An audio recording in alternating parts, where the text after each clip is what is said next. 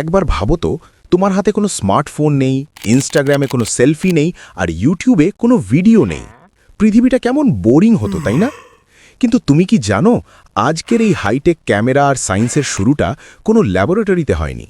এটা শুরু হয়েছিল প্রায় 1000 বছর আগে মিশরের এক অন্ধকার জেলখানায়। আর এই কাজটি করেছিলেন এমন একজন মানুষ যাকে সবাই পাগল ভাবত। তিনি আসলে পাগল ছিলেন না, নিজের প্রাণ বাঁচাতেই তাকে পাগলের অভিনয় করতে হয়েছিল। আজকের ভিডিওতে আমরা জানব সেই জিনিয়াস বিজ্ঞানীর গল্প, যিনি আমাদের শিখিয়েছেন শুধু আন্দাজে কথা না বলে কিভাবে এক্সপেরিমেন্ট করে সত্য বের করতে হয়। Let's dive in. আমাদের গল্পের হিরোর নাম ইবন আল হাইসাম। জন্ম 965 সালে, বর্তমান ইরাকে। তিনি ছিলেন সেই সময়ের আইনস্টাইন। তার নাম ডাক শুনে মিশরের শাসক খলিফা আল হাকিম তাকে ডেকে পাঠান। খলিফা বললেন, শোনো হে বিজ্ঞানী, নীল নদের বন্যায় আমার রাজ্য ভেসে যায়, তুমি কি এর পানি কন্ট্রোল করতে পারবে? আল হাইসাম ভাবলেন, ড্যাম বা বাঁধ দিলে তো কাজ হওয়ার কথা। তিনি রাজি হয়ে গেলেন। কিন্তু মিশরে গিয়ে তিনি দেখলেন নীল নদ বিশাল। সেই সময় টেকনোলজি দিয়ে এই নদীর পানি আটকানো একেবারেই অসম্ভব। এখন উপায়? খলিফা আল হাকিমকে মানুষ ডাকত ম্যাড ক্যালিফ বা পাগল রাজা নামে। এই লোকটা কতটা পাগল ছিলেন জানো? একবার তিনি রেগে গিয়ে পুরো রাজ্যে একটা স্পেসিফিক সবজি খাওয়া নিষিদ্ধ করে দিয়েছিলেন। হ্যাঁ, ঠিকই শুনেছ।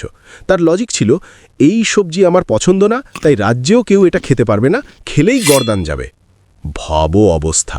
যে লোক একটা নিরীহ শাকসবজির ওপর রাগ করে তাকে মৃত্যুদণ্ড দিতে পারে, তাকে যদি আল হাইসাম গিয়ে বলেন, সরি বস, আমি আপনার কাজটা পারলাম না, তাহলে তার কি অবস্থা হবে? তাই নিজের গর্দান বাঁচাতে আল হাইসাম এক চাল চাললেন। তিনি পাগলের মতো আচরণ শুরু করলেন, উল্টোপাল্টা কথা, অদ্ভুত ব্যবহার। রাজা ভাবলেন, এ তো নিজেই পাগল, একে মেরে কি লাভ? ফলাফল? মৃত্যুদণ্ড নয়, 10 বছরের গৃহবন্দী জীবন। ঘরবন্দি জীবন, কোনো কাজ নেই, নেটফ্লিক্স নেই, দিনের পর দিন অন্ধকার ঘরে বসে থাকা। আর ঠিক সেখানেই একদিন আল হাইসাম দেখলেন অদ্ভুত এক দৃশ্য। জানালার একটা ছোট্ট ছিদ্র দিয়ে সূর্যের আলো ঢুকে উল্টো দেওয়ালে বাইরের জগতের ছবি তৈরি করেছে। কিন্তু ছবিটা উল্টো, আকাশ নিচে, মাটি ওপরে। এই অদ্ভুত জিনিসটার নাম তিনি দিলেন ক্যামেরা অবস্কিউরা, ল্যাটিন ভাষায় যার মানে অন্ধকার ঘর। আজকের ডিএসএলআর বা তোমার ফোনের ক্যামেরা সব কিছুর দাদা হলো এই অন্ধকার ঘর। কিন্তু কেন ছবিটা উল্টো হলো? আল হাইসাম বুঝতে পারলেন, আলো সবসময় সোজা পথে চলে, অনেকটা লেজার বিমের মতো। তাই ওপরের দিকের আলো ছিদ্র দিয়ে নিচে যায়, আর নিচের দিকের আলো ছিদ্র দিয়ে ওপরে যায়। এই ক্রস করার কারণেই ছবিটা উল্টো হয়ে যায়। আজ তোমার কাছে এটা সাধারণ মনে হতে পারে, কিন্তু সেই সময় এটা ছিল এক বিশাল ব্রেক থ্রু। আল হাইসামের আগে গ্রিক দার্শনিকরা, অ্যারিস্টটল, প্লেটোর মতো মানুষরা বিজ্ঞান নিয়ে শুধু চিন্তা করতেন। তারা ভাবতেন, আমার মনে হচ্ছে এমন, তাই এটাই সত্য, কোনো পরীক্ষা নিরীক্ষা নয়, কোনো প্রমাণ নয়। কিন্তু ইবন আল হাইসাম বললেন, না, শুধু মনে হলেই হবে না, প্রমাণ লাগবে। তিনি লণ্ঠন নিয়ে একের পর এক এক্সপেরিমেন্ট করলেন।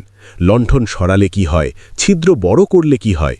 এইভাবেই তিনি প্রথম দেখালেন যে বিজ্ঞান মানে শুধু বড় বড় কথা না, বিজ্ঞান মানে হলো প্রথমে একটা অনুমান করা, তারপর সেটা পরীক্ষা করা, আর শেষে প্রমাণের মাধ্যমে সিদ্ধান্তে পৌঁছনো।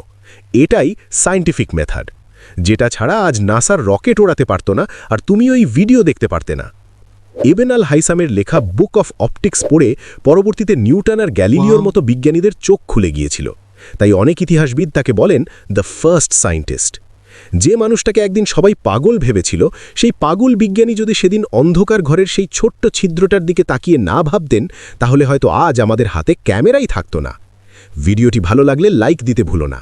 বিজ্ঞান আর ইতিহাসের এমন সব আজব আর মজার গল্প পেতে এখনই সাবস্ক্রাইব করো আমাদের চ্যানেল। দেখা হবে পরের ভিডিওতে। ততক্ষণ পর্যন্ত স্টে কিউরিয়াস।